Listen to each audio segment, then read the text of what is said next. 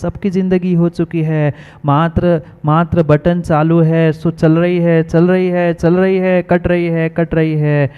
उसकी तो आवाज़ सबको सुनाई दे रही है, पर अपने अपने ज़िंदगी से निकलने वाली घर घर की आवाज़ तो सुन लो।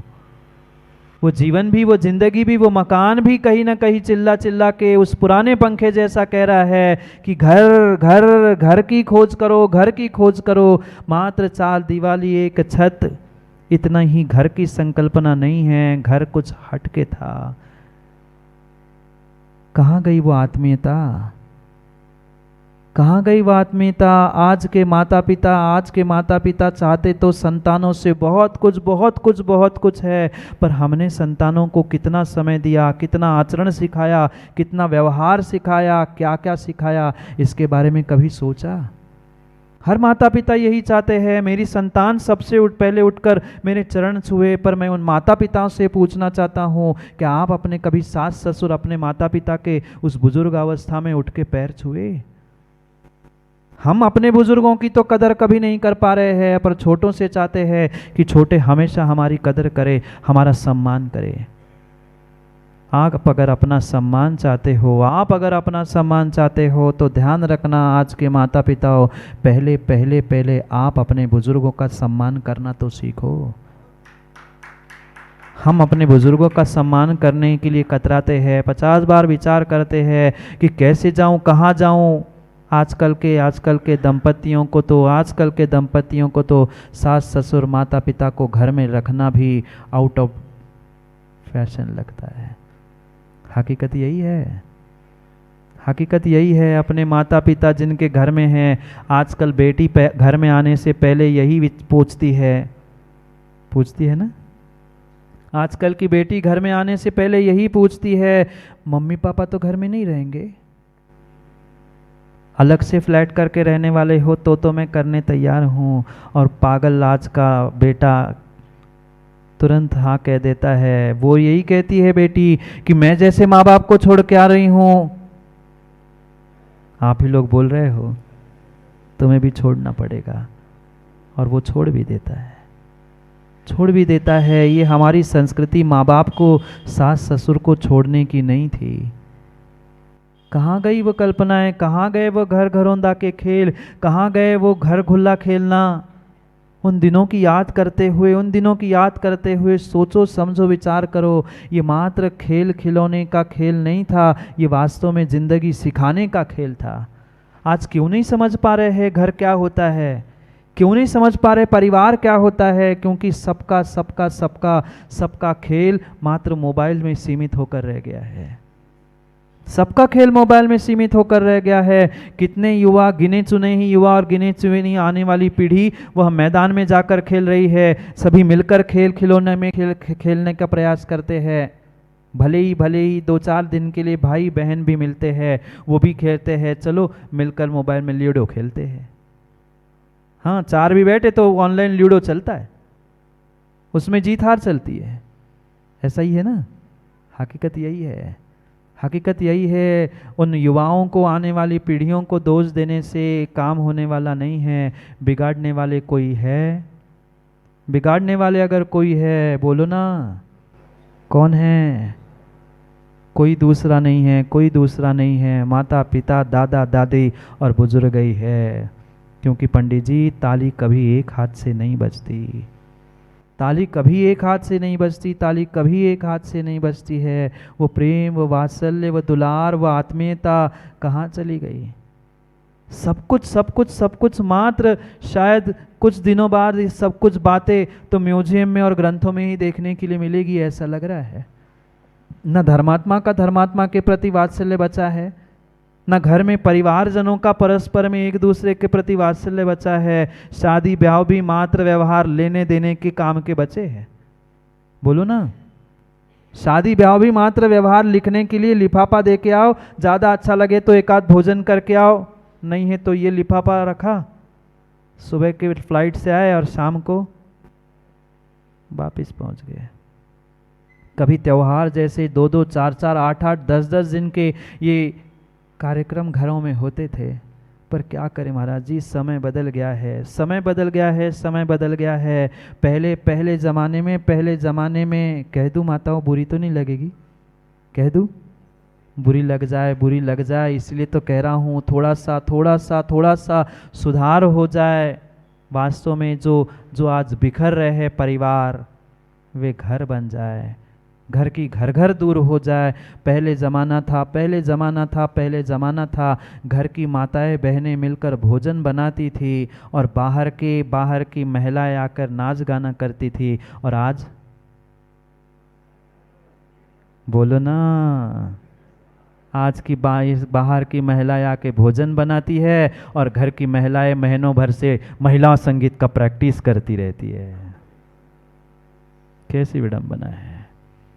नाच गाने के लिए तो महिलाओं के लिए समय है, पर आने वाले रिश्तेदारों को परोसने के लिए कोई बाई, कोई केटरर्स, कोई कुछ लगा के रखा है। क्या करे महाराज जी, अब स्टेटस सिंबल बदल गया है। घंटों वे दादा दादी नाच गाने की प्रैक्टिस करने के लिए कोरियोग्राफर के पास जा रहे हैं। जाके देखो तो क्या क्या हो रहा है अभी।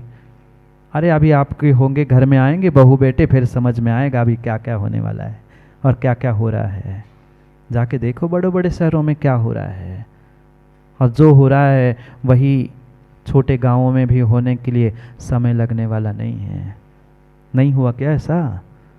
बोलो ना, ऐसा ही है। आने वाले रिश्तेदारों को, आने वाले अतिथियों को खिलाने पिलाने के लिए समय नहीं है। उनसे भी कह के चले जाते हैं, कई बार तो हमसे भी कह के चले जाते हैं, महाराज जी शादी के डांस की प्रैक्टिस कर रहे ज़्यादा। दादी 80 साल की दादी, गजब है डांस करने का। वाह, पंडित जी कह रहे उनका पुण्य का उदय है। जिंदगी तो बिता दी दूसरों के सामने नाचते नाचते, अब समाज के सामने बुरी लग सकती है, पर नाचने वाली सबके सामने औरत अच्छी नहीं कहलाती। कभी पैसे देकर उन महिलाओं को नचाया जाता था, आज फ्री में ही घर के नाचने के लिए तैयार हो जाती है। कैसी विडंबना है। अरे सच्चे देवशास्त्र गुरु के सामने भक्ति हो जाए, वो बात फिर भी जमती है, वो तो फिर भी जमती है। पर लोग देख रहे हैं, नाच रहे हैं, गा रहे हैं, क्या चल रहा है? थोड़ा तो विचार करो, किसको घर कहा जा रहा है, किसको परिवार कहा जा रहा है? क्या मात्र व्यवहार, लिखाना, लिफाफा लेना, लिफाफा देना, भोजन करना, मुंह मीठा करना, नाच गाना करना, इसका ही नाम रिश्तेदारी थी? नहीं थी। ये हमारी संस्कृति नहीं है, ये हमारी संस्कृति नहीं है। सब बदल गया है। और जिंदगी के ये उसूल इसी कारण बदले हैं क्योंकि आज आपकी सोच बदल गई है। व्यवहार बदलने के पीछे का कारण मुख्य आपकी ये सोच है। कहाँ किसी घर में किसी बालक को माँ खरोंच सी लग जाती थी तो पूरा घर वहां दौड़ पड़ता था।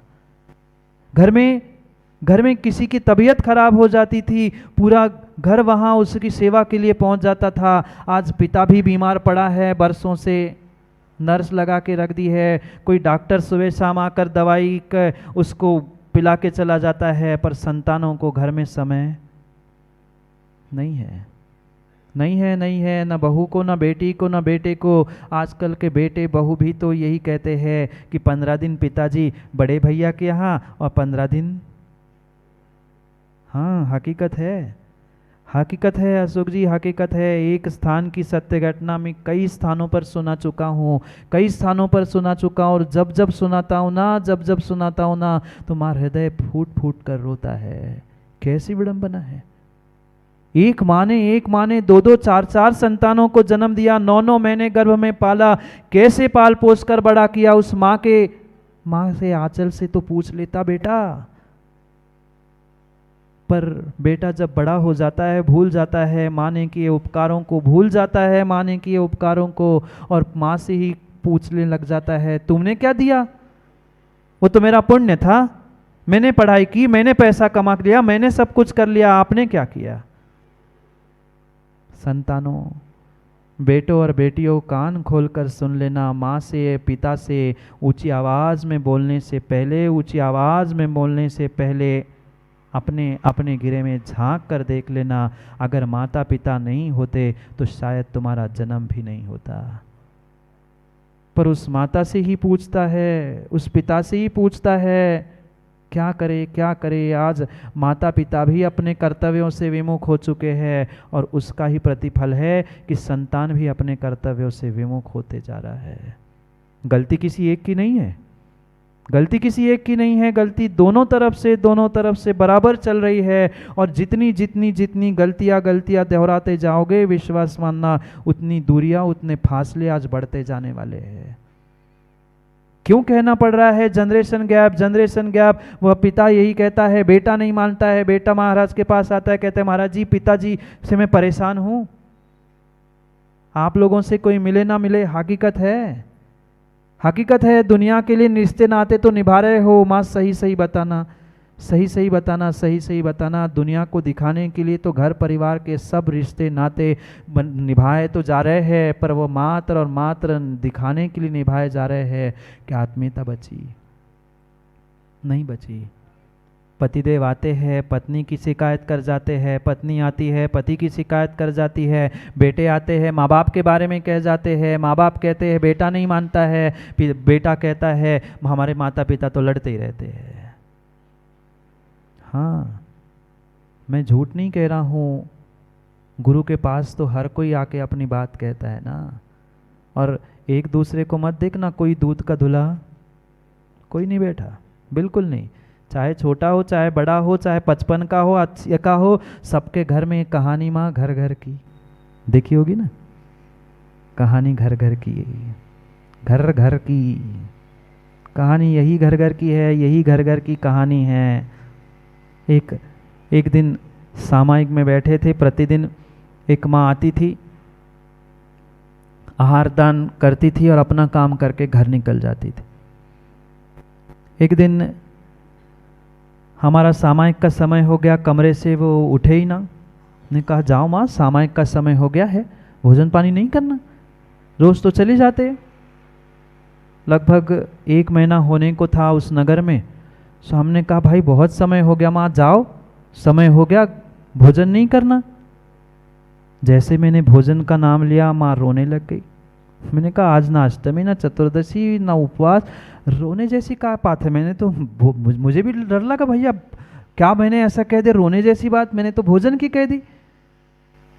रोने लग गई और फिर अब हम दोनों से रहा नहीं गया, हमने पूछा माँ रोने जैसी बात क्या? मैंने तो भोजन की बात कही। माँ कहती महाराज भोजन कहाँ करूं? मैंने कहा कहाँ करूं? मैंने कहा घर नहीं है आपका? घर तो है, बहुत बड़ा घर है, 2-3 मंजिल का घर है, पर कहाँ भोजन करूं? मैंने पूछा माँ मुझे समझ में नहीं आया, मतलब भोजन तो घर में ही जाके करेंगे, घर है भी कह रही हो। मैंने कहा बेटे बहू वगैरह नहीं है क्या? वो कह रही बेटे बहू भी है।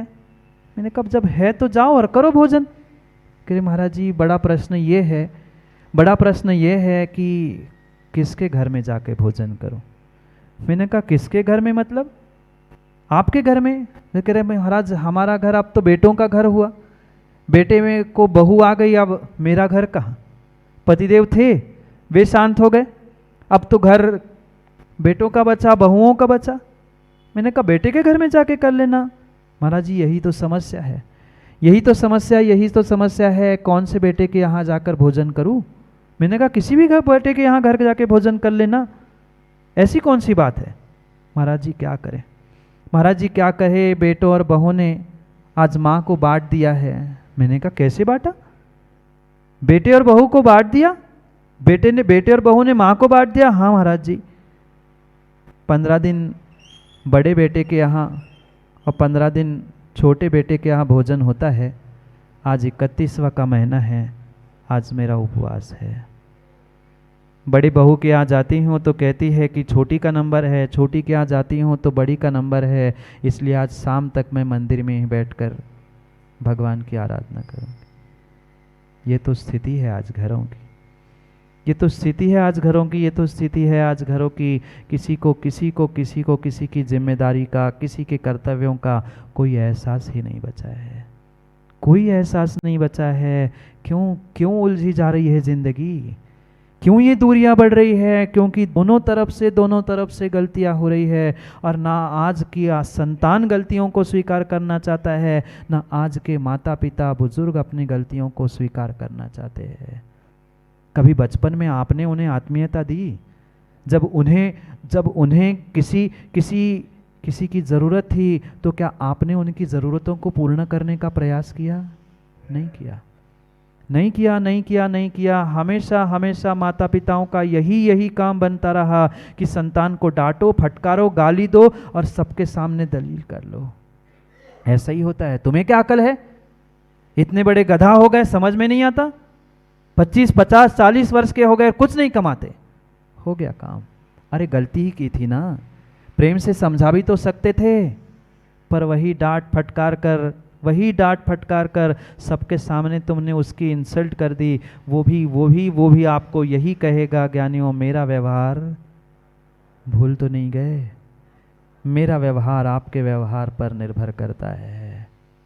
वो भले ही जानबूझकर करे ना करे, पर ये विश्वास मानना, बचपन में, युवा अवस्था में जो संस्कार दिलो दिमाग में बैठ जाते हैं ना, वे ही कहीं न कहीं आने वाले समय में वह उसके साथ घटित होते ही होते हैं।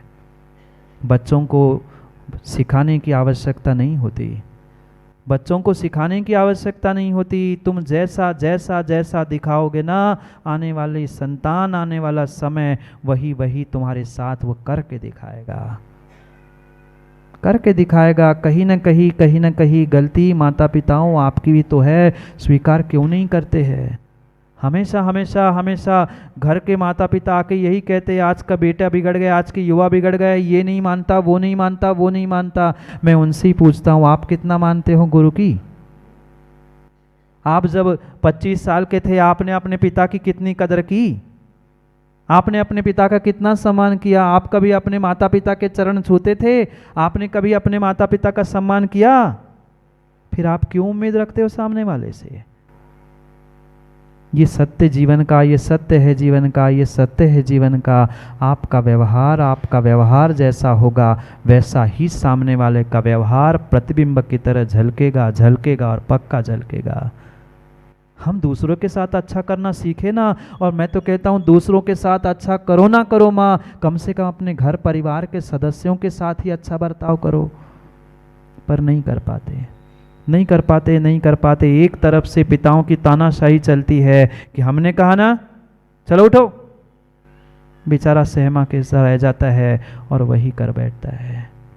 और ये कहीं न कहीं ये जो डर फिर उनके भीतर बैठ जाता है, वही उसको आने वाले समय में जिंदगी में अनुशासन से रहित करने के लिए, माता पिता के सामने पुनः उद्दंड होने के लिए प्रवृत्त करता है।